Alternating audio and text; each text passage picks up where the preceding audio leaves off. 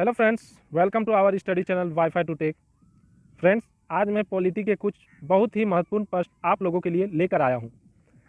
ये ऐसे प्रश्न हैं जो अब तक कई सारे एग्जाम में पूछे जा चुके हैं। तो चलिए बिना देर किए वीडियो स्टार्ट करते हैं। तो पहला क्वेश्चन है, भारत में कितनी अखिल भारतीय सेवाएं हैं?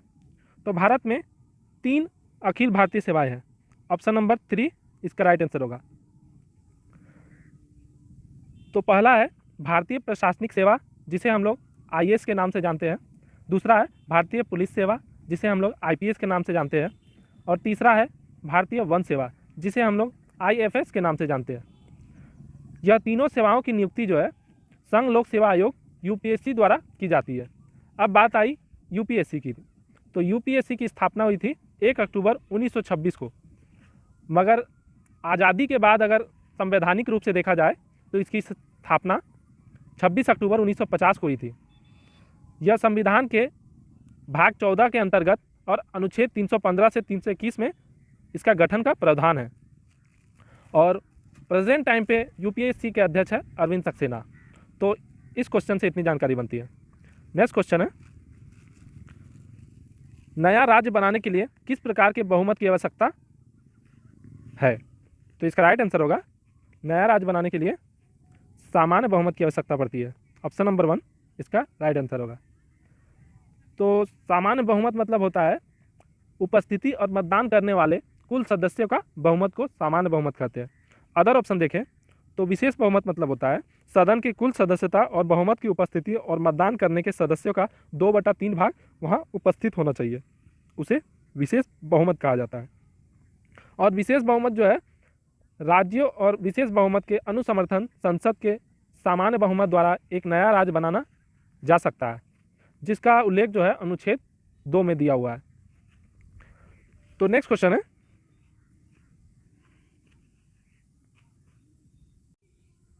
सरकार के किस प्रारूप में शासकों को जनता द्वारा चुना जाता है? तो इसका राइट आंसर होगा लोकतांत्रिक प्रारूप। ऑप्शन नंबर 2 इसका राइट आंसर होगा। नेक्स्ट क्वेश्चन है, संसद में कितने प्रकार की समितियां हैं? तो संसद में 2 प्रकार की समितियां हैं। ऑप्शन नंबर 2 इसका राइट आंसर होगा। तो वो 2 प्रकार की समितियां क्या है? तो एक स्थायी समिति और दूसरा तदर्थ समिति। नेक्स्ट क्वेश्चन है, लोकसभा में विपक्षी पार्टी होने के लिए आवश्यक सीटों की न्यूनतम संख्या क्या है? तो आवश्यक सीटों की न्यूनतम संख्या है 55। ऑप्शन नंबर 4 इसका राइट आंसर होगा। तो संसद के नियम के अनुसार लोकसभा में विपक्षी दल के पास लोकसभा की कुल सीटों के कम से कम 10% अर्थात 55 सीट होना अनिवार्य है। संसद में लोकसभा में कुल सीटों की संख्या है 545, जिसमें से 545 निर्वाचित है और 2 मनोनीत है। और लोकसभा में विपक्ष के नेता का एक महत्वपूर्ण योगदान और महत्वपूर्ण विशेषा पद होता है। नेक्स्ट क्वेश्चन है, निम्नलिखित में से किसे यूनाइटेड किंगडम के संविधान से नहीं लिया गया है? तो इसका राइट आंसर होगा राज्य के नीति निर्देशन सिद्धांत। तो नहीं लिया गया है। तो राज्य के नीति निर्देशन सिद्धांत कहाँ से लिया गया है? तो ये आयरलैंड से लिया गया है। और अदर ऑप्शन देखें तो विधि नियम, परमादेश, सरकार का संसदीय स्वरूप, ये सब यूनाइटेड किंगडम से लिया गया है। नेक्स्ट क्वेश्चन है, निम्नलिखित में से किस संशोधन में मौलिक अधिकार के रूप में संपत्ति के अधिकार को हटा दिया गया था? तो इसका राइट आंसर होगा 44वां संविधान संशोधन। ऑप्शन नंबर 2 इसका राइट आंसर होगा। तो 44वां संविधान संशोधन संपत्ति के अधिकार को मौलिक अधिकार के रूप में हटा दिया गया था। अदर ऑप्शन देखें तो यहाँ पे 42वें संशोधन में पहली बार प्रस्तावना में संशोधन किया गया और मौलिक कर्तव्यों को भी पेश किया गया। अनुच्छेद 52वां संविधान संशोधन देखें तो भारतीय राजनीतिक व्यवस्था की बेहतरी के लिए दल बदल विरोधी कानून की शुरुआत की गई। 61वां संविधान संशोधन देखें तो मतदान की आयु 21 से घटाकर 18 वर्ष कर दी गई थी। इस क्वेश्चन से हमें इतनी जानकारी मिलती है। नेक्स्ट क्वेश्चन है,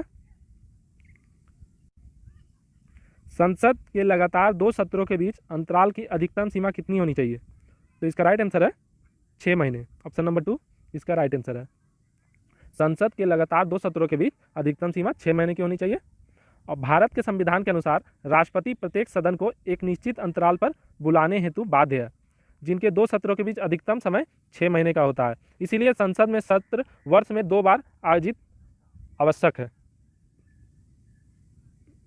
नेक्स्ट क्वेश्चन है, भारतीय संविधान के निम्नलिखित में से कौन से लेख में 14 वर्ष तक के छात्रों के लिए मुफ्त और अनिवार्य शिक्षा का उल्लेख है? तो इसका राइट आंसर होगा अनुच्छेद 21A, ऑप्शन नंबर 2 इसका राइट आंसर होगा। अनुच्छेद 21A 14 वर्ष तक के छात्रों के लिए मुफ्त और अनिवार्य शिक्षा सुनिश्चित करता है।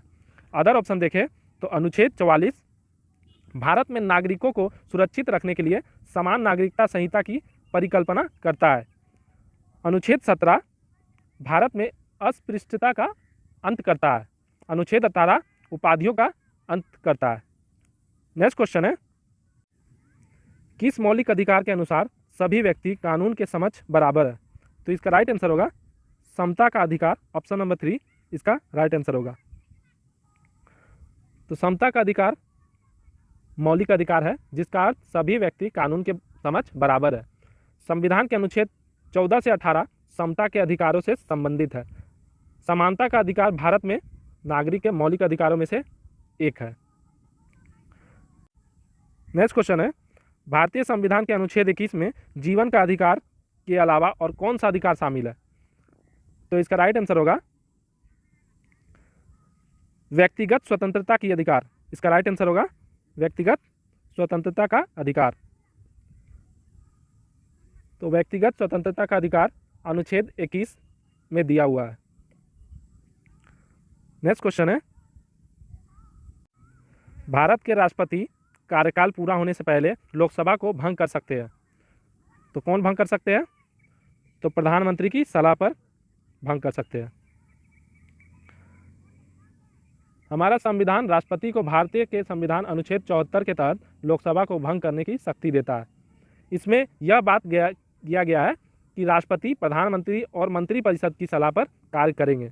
इसका मतलब है कि अगर प्रधानमंत्री ऐसा करने की सलाह देते हैं तो वे लोकसभा को भंग कर सकते हैं। नेक्स्ट क्वेश्चन है, उच्च न्यायालय के न्यायाधीश कितनी आयु तक अपने पद पर रह सकते हैं?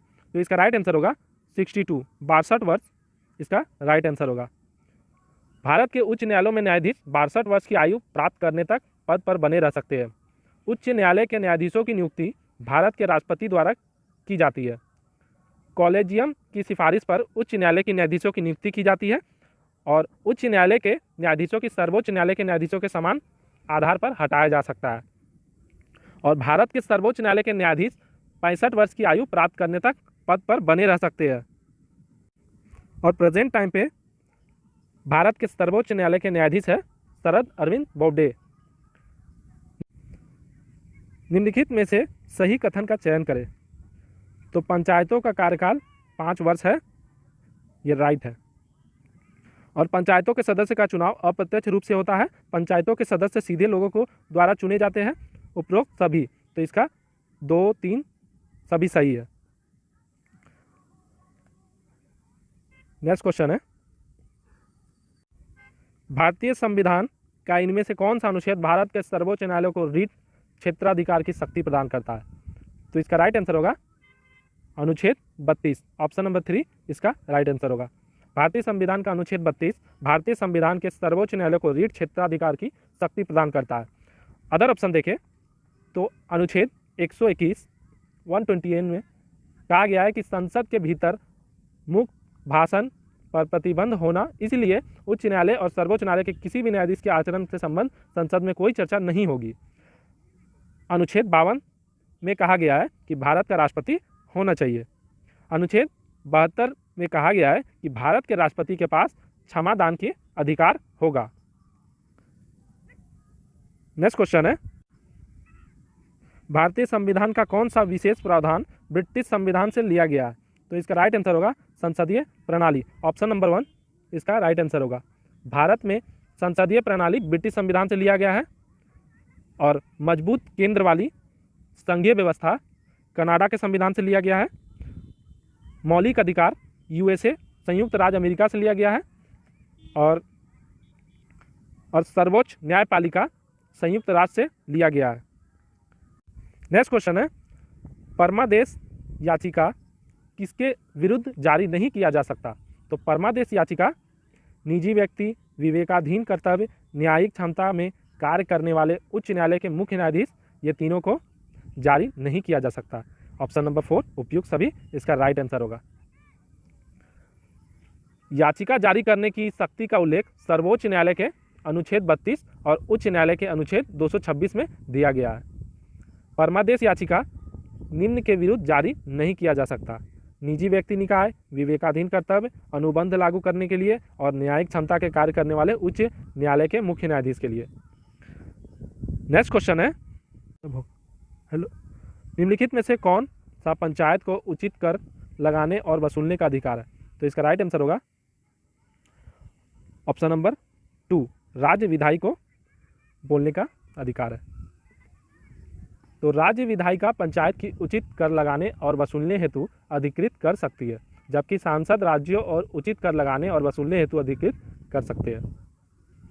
नेक्स्ट क्वेश्चन है, जब किसी राज्य का संवैधानिक तंत्र पूरी तरह विफल हो गया हो तब केंद्र सरकार संविधान के वर्णित अनुच्छेद 356 के तहत राज्य सरकार पर अपना अधिकार स्थापित कर लेती है। ऊपर निम्नलिखित में से कौन सा आपातकाल समझाया गया है? इसका राइट आंसर होगा राज्य आपातकाल। ऑप्शन नंबर 2 इसका राइट आंसर होगा, और संवैधानिक आपातकाल, ये दोनों राइट आंसर होगा। तो यहाँ पे अनुच्छेद 356 जो है राज्य के आपातकाल यानी राज्यों में लगे राष्ट्रपति शासन से संबंधित है। तो यहाँ पे हमें देखने को मिल रहा है अनुच्छेद 56 की बात आई तो अनुच्छेद 52 की बात कर लेते हैं। यहाँ पे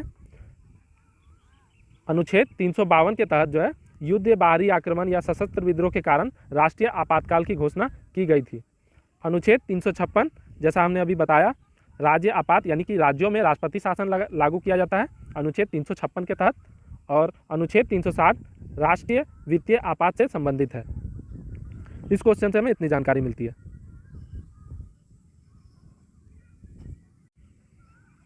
नेक्स्ट क्वेश्चन है, निम्नलिखित में से कौन भारत के राष्ट्रपति को पद और गोपनीयता की शपथ दिलाता है? तो इसका राइट आंसर होगा सर्वोच्च न्यायालय के मुख्य न्यायाधीश। इसका राइट आंसर ऑप्शन नंबर 3 होगा। भारत के मुख्य न्यायाधीश भारत के राष्ट्रपति पद की शपथ दिलाते हैं, जबकि उनकी अनुपस्थिति में उच्च न्यायालय के वरिष्ठ न्यायाधीश भारत के राष्ट्रपति को शपथ दिलाते हैं। तो दोस्तों यहाँ पे मेरे कुछ पॉलिटी के प्रश्न खत्म हुए। यदि मेरा पॉलिटी का सीरीज पसंद आया है तो आगे भी इसी तरह सीरीज आते रहेंगे, तो प्लीज़ हमें सपोर्ट करें।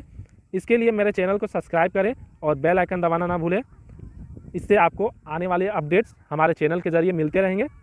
तो मिलते हैं अगले वीडियो में एक नए सीरीज़ के साथ। तो अपना ध्यान रखें। गुड बाय, तब तक के लिए धन्यवाद।